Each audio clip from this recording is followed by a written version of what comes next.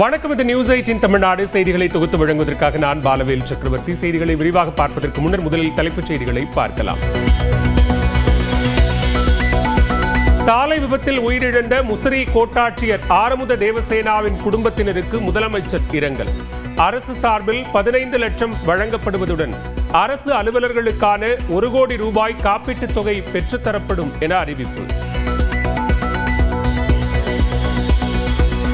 காஞ்சிபுரம் மாவட்டத்தில் காவல் நிலையத்திற்கு புகார் அளிக்க சென்ற அதிமுக நிர்வாகி மீது தாக்குதல். உதவி ஆய்வாளரை ஆயுதப்படைக்கு மாற்றி மாவட்ட காவல் கண்காணிப்பாளர் உத்தரவு.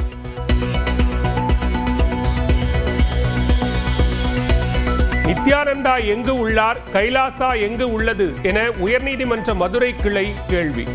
ஆஸ்திரேலியா அருகே இருப்பதாக நித்யானந்தாவின் சீடர் தரப்பில் விளக்கம்.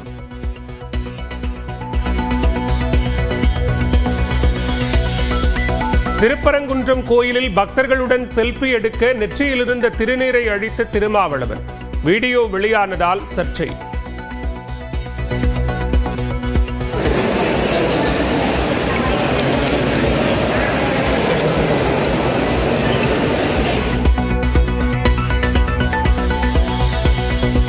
திமுக கூட்டணியில் எந்த ஊசலாட்டமும் இல்லை என விசிக தலைவர் திருமாவளவன் விளக்கம். அதிமுகவுடன் கூட்டணி அமைப்பதில் பிரச்சனை இல்லை என பேசியிருந்த நிலையில் தற்போதைக்கு மாற்று சிந்தனை இல்லை என திட்டவட்டம். மதசார்பற்ற முற்போக்கு கூட்டணியை உருவாக்கியதில் விடுதலை சிறுத்தைகள் கட்சிக்கும் ஒரு சிறிய பங்கு உண்டு. அதிலே எங்களுக்கு எந்த ஐயமும் இல்லை, ஊசலாட்டமும் இல்லை, மாற்று சிந்தனைக்கும் இடமில்லை. பாமகவில் நடைபெறும் பிரச்சனைகளுக்கு திமுக காரணம் என அன்புமணி கூறுவது அப்பட்டமான பொய். பாமக நிறுவனர் ராமதாஸ் திட்டவட்டம். நிறுவனருக்கும் தலைவருக்கும் உள்ள பிரச்சனையில திமுக தலையிடுதுன்னு சொல்லி திரு அன்புமணி விமர்சனம் பண்றாரு. திமுக இதுல தலையிடுதா? அதாவது அப்பட்டமான பொய், கடைந்தெடுத்த பொய். உடல்நலம் பாதிக்கப்பட்ட ஜி.கே. மணி அருளுக்காக பாமக மாவட்ட பொதுக்குழுவில் கூட்டு பிரார்த்தனை. தேறி வர வேண்டும் என அன்புமணி ராமதாஸ் விருப்பம். நமது கட்சியின் 2 சட்டமன்ற உறுப்பினர்கள் உடல் நலம் குறைவால் மருத்துவமனையில் அனுமதிக்கப்பட்டிருக்கின்றார்கள். உடல் ரீதியாக மன ரீதியாக பூரணமாக குணமடைய வேண்டும் என நாம் எல்லோரும் கூட்டு பிரார்த்தனை செய்வோம். சேலத்தில் கட்சியின் பொதுக்குழு கூட்டம் முடிவடைந்த நிலையில் பாமக எம்எல்ஏ அருள் மருத்துவமனையில் இருந்து டிஸ்சார்ஜ். உடல்நலக் குறைவால் சென்னை ஓமந்தூரார் மருத்துவமனையில் அனுமதிக்கப்பட்டிருந்த நிலையில் வீடு திரும்பினார். தமிழ்நாட்டில் அதிகபட்ச வெப்பநிலை 3 டிகிரி செல்சியஸ் வரை 3 நாட்களுக்கு அதிகரிக்கும். வானிலை ஆய்வு மையம் கணிப்பு.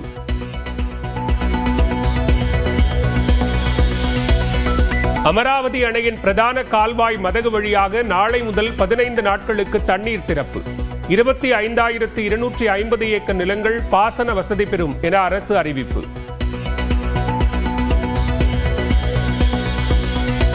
தென்காசி முதியோர் இல்லத்தில் உணவு மற்றும் தண்ணீரில் விஷத்தன்மை இருந்தது ஆய்வில் உறுதி. 5 பேர் உயிரிழந்த நிலையில் மாவட்ட ஆட்சியர் கமல் கிஷோர் தகவல்.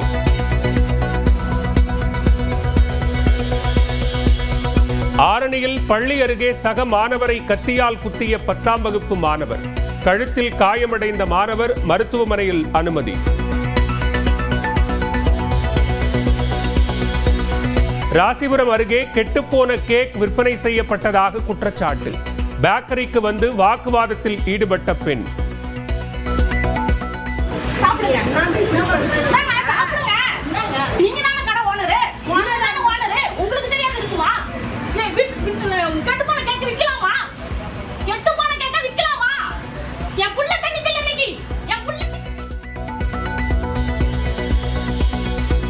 ஆசிரியர்களின் பொது மாறுதல் கலந்தாய்வுக்கு இன்று முதல் விண்ணப்பிக்கலாம். பள்ளிக்கல்வித்துறை அறிவிப்பு.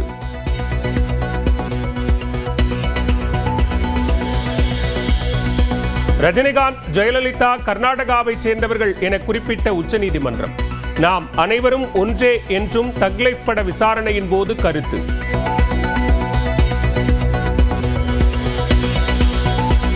சபரிமலை ரோப்கார் திட்டத்திற்கு கேரளாவின் வனவிலங்கு வாரியம் ஒப்புதல். மத்திய அரசின் ஒப்புதலுக்கு அனுப்பி வைக்க முடிவு.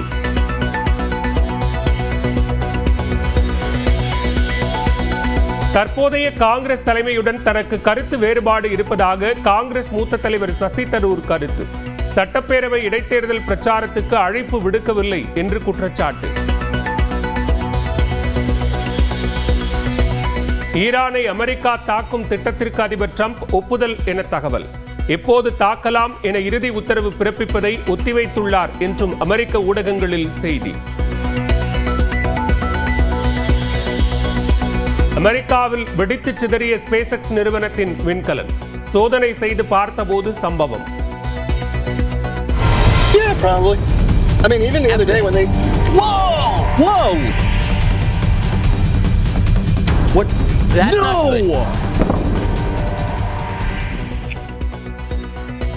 ஆஸ்திரேலியா அருகே யுனைடெட் ஸ்டேட் ஆஃப் கைலாசா என்ற தனி நாட்டில் நித்யானந்தா வசித்து வருவதாக அவரது சீடர் உயர்நீதிமன்ற மதுரை கிளையில் தெரிவித்துள்ளார். மதுரை ஆதீன மடத்திற்குள் நித்யானந்தா நுழையக்கூடாது என்று தனி நீதிபதிகள் பிறப்பித்த உத்தரவை அடுத்து நித்யானந்தா மதுரை நீதிமன்றத்தில் மேல்முறையீடு செய்திருந்தார். இந்த வழக்கு விசாரணைக்கு வந்தபோது நீதிமன்றம் பல்வேறு கேள்விகளை எழுப்பியது. கைலாசா நாடு எங்கு உள்ளது, அங்கு எப்படி செல்வது, நித்யானந்தா எங்கு உள்ளார், கைலாசா நாட்டுக்கு செல்வதற்கு விசா பாஸ்போர்ட் வேண்டுமா என்பது உள்ளிட்ட அடுக்கடுக்கான கேள்விகளை நீதிபதிகள் எழுப்பினர். இதற்கு நித்யானந்தாவின் தரப்பில் ஆஜரான அவரது சீடர் அர்ச்சனா ஆஸ்திரேலியா அருகே யுஎஸ்கே என்கிற கைலாசா ஐக்கிய நாடு என்ற தனி நாட்டில் நித்யானந்தா வசித்து வருவதாக கூறினார். மேலும் இந்த நாடு ஐநா சபையால் அங்கீகரிக்கப்பட்ட நாடு என்று கூறிய அர்ச்சனா நித்யானந்தா தரப்பில் புதிய வழக்கறிஞரை நியமிக்க அனுமதி கோரினார். இதனை ஏற்றுக்கொண்ட சென்னை உயர்நீதிமன்றம் மதுரை கிளை வழக்கை ஒத்திவைத்தது. அதிமுக கூட்டணியில் பாஜக இருப்பதால் அதில் சேர முடியாது என்று மதுரையில் நடைபெற்ற பொதுக்கூட்டத்தில் பேசிய விசிக தலைவர் திருமாவளவன் திமுக கூட்டணி தொடர்பாக தங்களுக்கு எந்த ஊசலாட்டமும் இல்லை என்று தற்போது பதிலளித்துள்ளார். பிஜேபி, பாமக இந்த இரண்டு கட்சிகளில் இருக்கிற அணியில் நாங்கள் ஒருபோதும் அதிமுகவோடு சேர்வீர்களா?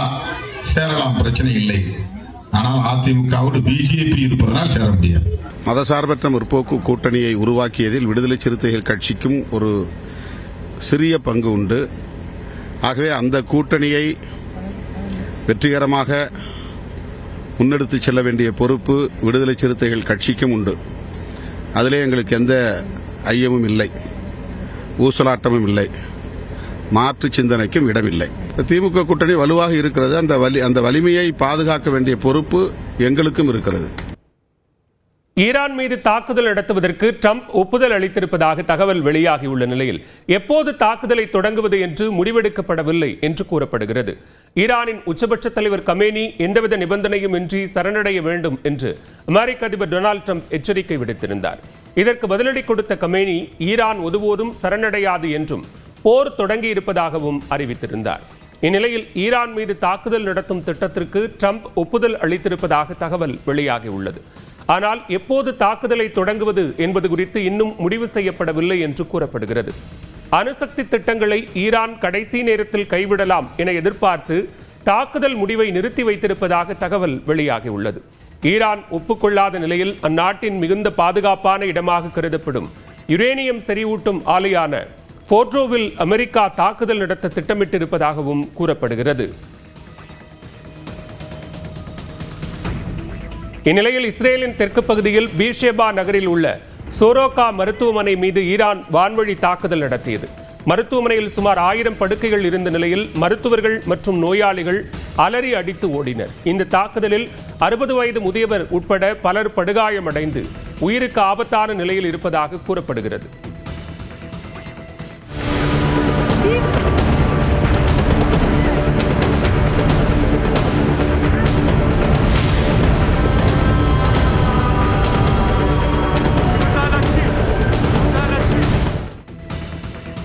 இந்நிலையில் ஈரான் மீதான தாக்குதலை இஸ்ரேல் தீவிரப்படுத்தியுள்ளது. குறிப்பாக ஈரானில் உள்ள கெர்மான்ஷா மாகாணத்தில் AH-1 ஹெலிகாப்டர் மீது இஸ்ரேல் குண்டு வீசியுள்ளது.